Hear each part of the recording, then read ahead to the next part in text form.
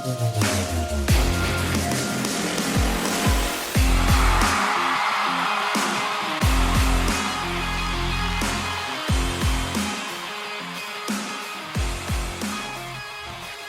right, well, the first the first preseason game officially out of the way for the Indianapolis Colts, and obviously not at all the evening that we wanted. I mean, we could talk about the positives to start if you want. I will. Hunter Waller, 7th-round rookie. I thought he played real well. He was kind of all over the place. I was pleased with how Lou Anarumo and company were using him. Neville Gallimore, offseason signing at defensive tackle. I thought he had a few moments. Joe Bacci, another offseason signing at linebacker. I thought he did well too. Interception and all. I thought he had a couple nice tackles that I saw on the offensive side of the ball. A.D. Mitchell continued what has been a kind of a strong preseason training camp program for him. Tyler Warren, 3 receptions, 40 yards, and a couple. I mean, he was involved early and often. You love to see that. Obviously, we're excited about him. Anthony Gould, I thought, was electric as a return man. Jelani Woods made a few plays out there. We know he is in a battle to become what I guess would be the 4th tight end on the roster in a battle with, I guess, really just Drew Ogletree. Some people would say Will Mallory. I would say maybe not Will Mallory because they did give Will Mallory media availability, and generally any NFL team is really not going to expose a guy like that and his personality to the fan base unless they anticipate he's on the roster. So Jelani Woods out there made a few plays, good on him, but I mean, it is kind of hard to talk about the positive football side of things, and I regret to inform you of that. But it's hard to do that when the elephant in the room is obviously the fact that Anthony Richardson left the game with an injury. Once again, now I know the injury report is out. It's a dislocated pinky. The x-rays came back negative. It's not broken. He'll be back to practice soon. I get all of this stuff, okay? But at the same time, I mean, how can I put it? Let's put it like this. Imagine you had a car, right? And 1 month you're driving it and it breaks down. You're leaking oil, right? And the next month you're leaking antifreeze and the car overheats. And then the next month your axle snaps and you're stuck on the side of the road. And then maybe you go a month without any problems. And then the month after that, you just get a flat tire. You get the thing plugged. It costs you $20-25 and you're on your way. But you're kind of sitting there just aggravated. Like, what the heck is wrong with this car? And you go and you complain about it to your friend. And he says, listen, man, like it's just a flat tire. Like you just had to plug it at $25. Like, what's the big deal?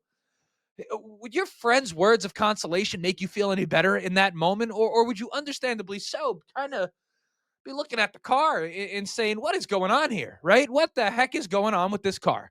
That is sort of how I feel right now about Anthony Richardson as the quarterback of the Indianapolis Colts. And it's not that I'm not rooting for him, and it's not that I don't think he has upside, but I mean, gosh, it's almost sick. I can't take it anymore. And Shane Steichen is taking a whole lot of flack right now, of course, from Colts fans, and not for anything.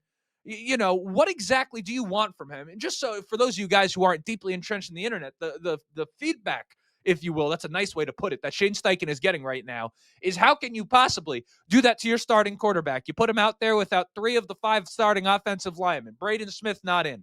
Quentin Nelson not in. Bernard Raymond not in. You don't have Michael Pittman Jr. out there. You don't have Josh Downs out there.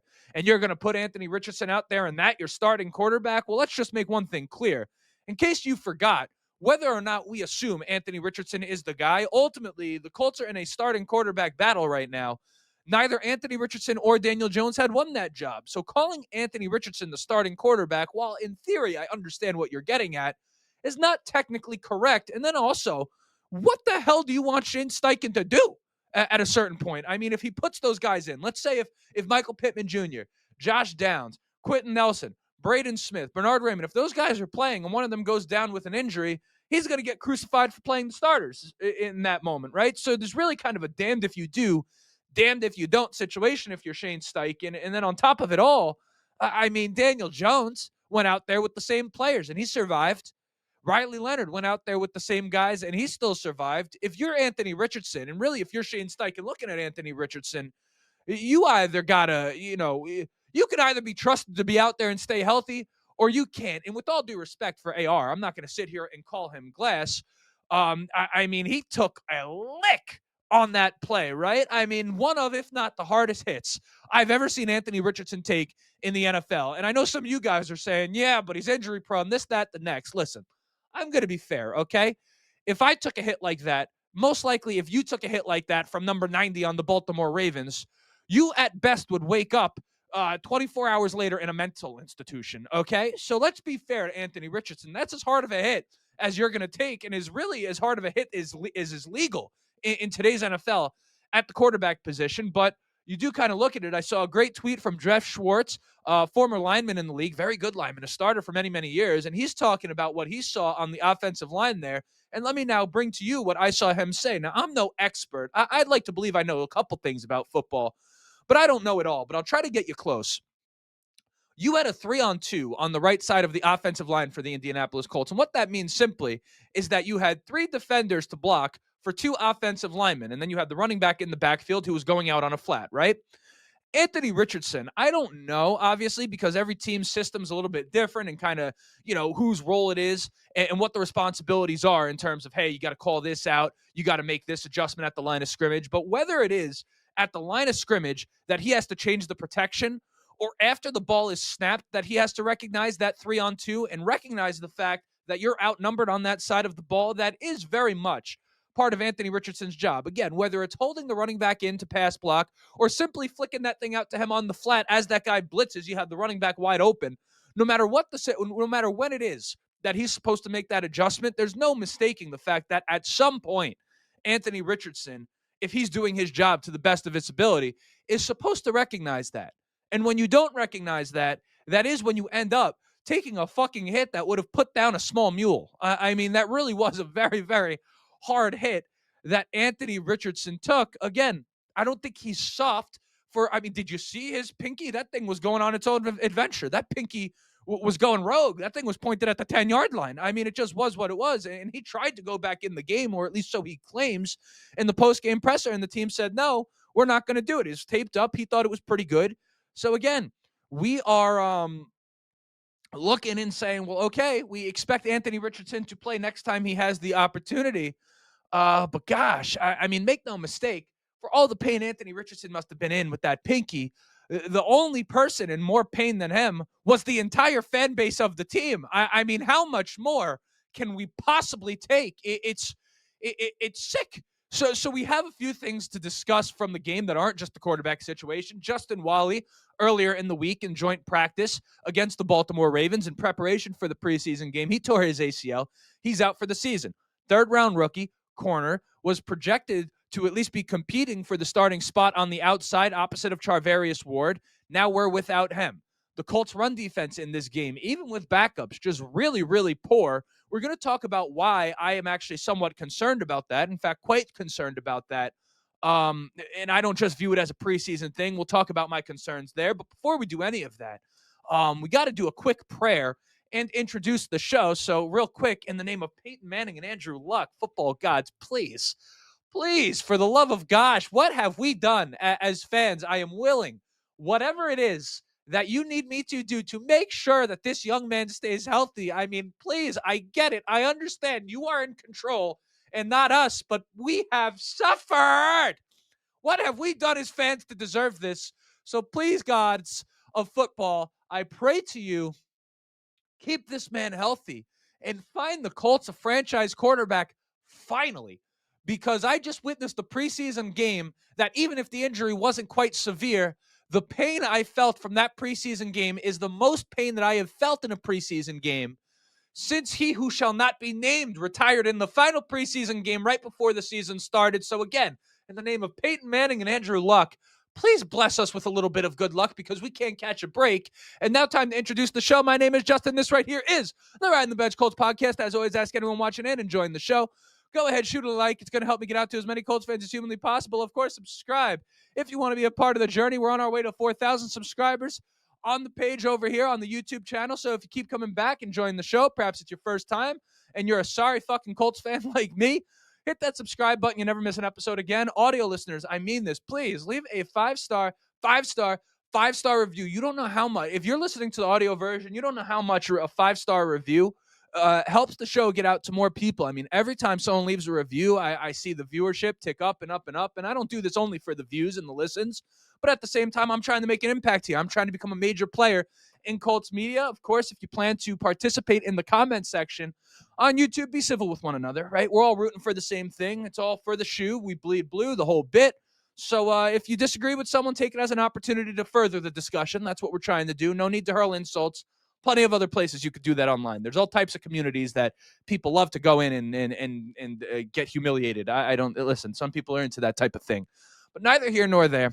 Let's get back into business. Let's move past the quarterback and just go to the defensive side of the things, because the Colts right now cannot catch a break at corner. You know, they go in this offseason and they're so aggressive in making sure that that room is up to snuff, right? Obviously, you went out and you got Charvarius Ward. Lou Anarumo as a defensive coordinator. Keep in mind, his background is as a defensive backs coach. They also got Chris Hewitt, who had been really it is rare that you have a defensive backs coach employed by a team for over a decade. That's where he was in Baltimore, a team well known for great secondary play. And you go and draft the kid Justin Walley in the third round. So you're talking about a multitude of additions to this team to try to shore up this room. And then you add Charvarius Ward with all of that, and you say, okay, between Ward, Walley, Juju Brents, and Jalen Jones, in whatever order you want to put them, that's a great top four. And what was once a weakness for the Indianapolis Colts last year, we came into this season viewing it as a strength. But now all of a sudden you're looking and you're saying Walley out for the season with the torn ACL, Jalen Jones and Juju Brents both dealing with hamstrings, which are notoriously lingering. I mean, a hamstring's kind of a tough deal because you could feel better, and then all of a sudden you're just not. I mean, I'm not sure if you've ever had a hamstring injury like that before, but those things kind of stick around a lot of the times. And Jalen Jones, we know right now is a bit more severe than Juju Brents, and that's kind of bad news because we know Juju Brents has had a tough time staying healthy. So again, three of your top four guys coming into the season. I mean, no one has the depth to survive that. I know a lot of people are going to look at Chris Ballard here, but in all fairness, when something like that happens, when tragedy strikes at corner like that, what exactly is it that you want Chris Ballard to do in that moment? I mean, I thought he did more than his due diligence this offseason at addressing the secondary. We were all excited about the secondary. So this is not like a huge Chris Ballard apologist moment, but I do like to make sure that if we're going to criticize, we do it in the valid moments. And right now it just doesn't feel like one of them as far as the corner room goes. It almost feels separate from the organization and the operations as a whole. And it's just kind of like, again, I mean, football gods, can we catch a break? I mean, that is kind of where it's at. I don't know how many teams are as injured as we are, but it just feels like over and over again, this position gets decimated for the Indianapolis Colts. And it's almost like you would need 4 stars in a row across the board. I mean, I know we still have Ward and Kenny Moore out there to play, but we're going to kind of see how the health of Jalen Jones and Juju Brents comes along. I mean, Charvarius Ward, though, if he gets hurt, we're back to square one, right? That's how close we are. And again, to really no fault of anyone at a certain point, it's just the injuries. We can't escape them at corner. And then to go to the run defense, I understand it's a preseason game. But here's why I'm a little bit worried, okay? Number one, the team struggled against the run last year at times, particularly without Grover Stewart. And obviously, him and DeForest Buckner did not play in this game. And Zaire Franklin did not play in this game. So between those three, obviously, you're dealing with a deficiency against the run on defense right off the bat. But just on a side note, and listen, I'm not going to sit here and pretend that I understand. I was looking at all the formations and I have a log and I fully understand what I just saw on the defensive side of the ball. It's not fully my forte, but what I will say is this. Lou Anarumo is a guy that is known for having more defensive backs on the field.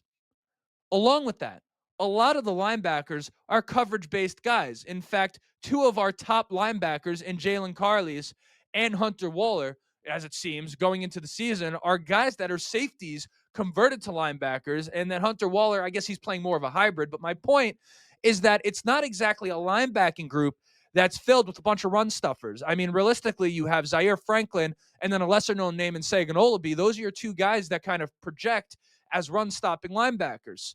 Well, okay, you have that going on. You have a defensive coordinator who, at least philosophically speaking, kind of favors the idea of having a lot of defensive backs on the field with all the great quarterbacks and passing games in this league. And then behind D-Buck and Grover, again, you're talking about one injury, right? Last year, one injury in Grover Stewart resulted in 100 yards per game on the ground for the opposing team to 150 yards per game on the ground. Those are roundabout numbers, but you get my point.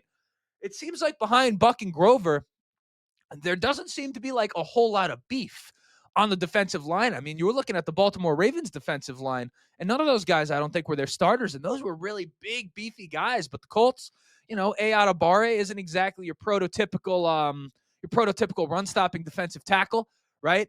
J2 Tulamalu, who also has a little bit of a knee injury, he seems to be in good spirits. We'll see what that's all about. He's not exactly a prototypical run stopper. So, again, you have Neville Gallimore there, who I thought had some moments in the game.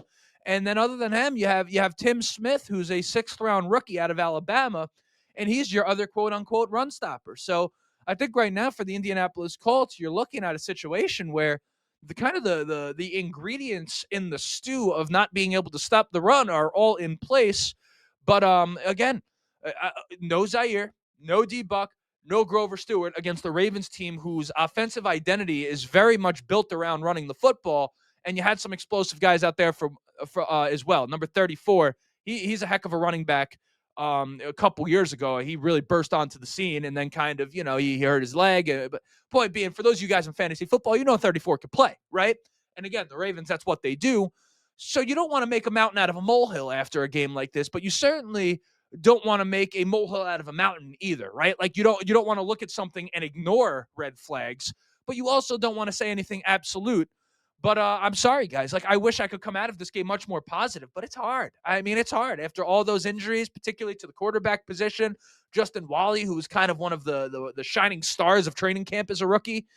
It is what it is. We're going to see how this thing progresses, but obviously a bit of a worrisome start here for the Indianapolis Colts in the first game of the preseason. Again, I don't really think the fault of Shane Steichen. I don't really think the fault of Chris Ballard at all. You just look and say, I mean, this team has stunningly bad luck with injuries. It is what it is. So until next time, my name is Justin. This right here was an unfortunately sad episode of the Riding the Bench Colts podcast. Like, subscribe if you have not yet. And as always, go Colts.